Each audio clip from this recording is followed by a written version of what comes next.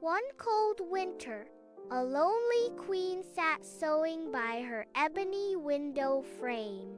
She pricked her finger, a drop of blood falling onto the snow. A profound wish formed for a child with skin like snow, lips like blood, and hair like ebony. Her wish was granted. She bore a daughter named Snow White. Tragically, the queen died shortly after. The king remarried a woman of breathtaking beauty, consumed by vanity. She possessed a magical mirror, daily asking, "Mirror, mirror, on the wall, who is the fairest of them all?" For years the mirror replied, "You, my queen, are the fairest." But as Snow White blossomed, her radiant beauty surpassed the queen's. One fateful morning, the mirror's answer changed. "Queen, you are lovely, but Snow White is 1,000 times fairer than you." A searing jealousy ignited in the queen's heart. She commanded a kind huntsman to take Snow White deep into the forest and kill her, bringing back her heart as proof. The huntsman, unable to harm the innocent girl, tearfully urged Snow White to flee. To appease the queen, he slew a wild boar and presented its heart. Lost and terrified, Snow White wandered through the dense, whispering woods. Just as despair set in, she stumbled upon a charming tiny cottage. Inside, everything was miniature and orderly. 7 tiny plates, 7 little mugs, and 7 neatly made beds. Exhausted, she ate a little from each plate and, finding one bed, fell into a deep sleep. At dusk, the cottage's owners returned, 7 hard-working dwarfs. They were astonished to find a beautiful maiden asleep. Snow White awoke, startled, and tearfully recounted her harrowing tale. Moved by her plight, the dwarfs offered her shelter, but with one strict rule: as she must never open the door to anyone while they were away. Back at the castle, the vain queen, believing Snow White dead, consulted her mirror. To her horror, it revealed the truth. Snow White, high in the mountains, with the 7 dwarfs, is still 1,000 times fairer than you. Enraged, the queen vowed to finish the deed herself.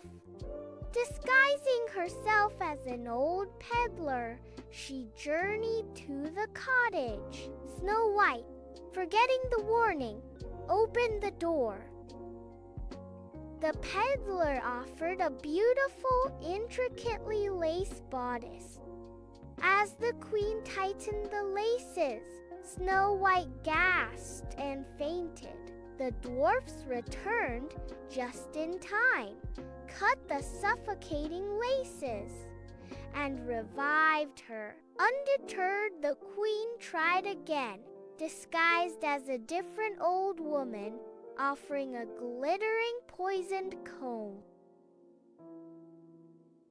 Snow White, again forgetting her promise, allowed the woman to comb her hair. The moment the comb touched her scalp, she fell unconscious.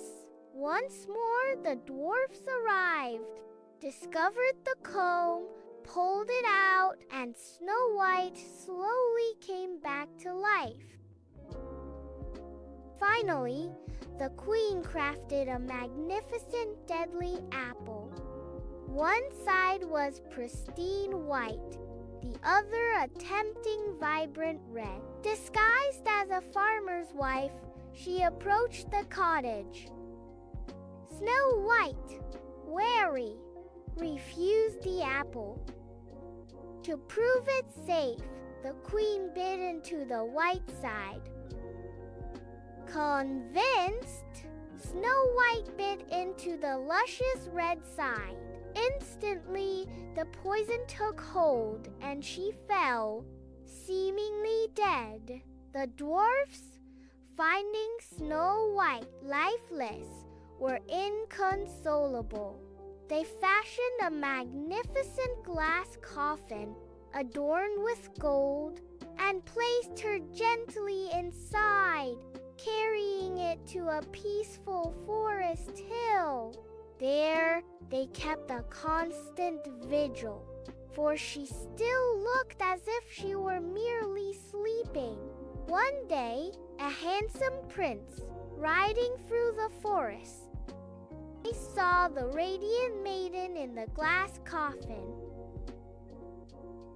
Captivated, he learned her tragic story and pleaded to take the coffin to his castle, promising to honor her.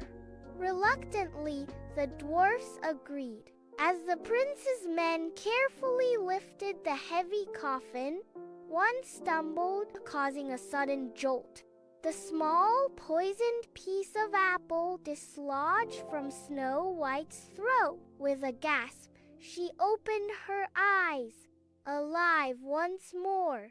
The prince, overjoyed, immediately asked for her hand in marriage. Snow White, her heart filled with gratitude, happily agreed. The dwarfs were welcomed as honored guests. News of the wedding reached the vain queen, who consulted her mirror one last time.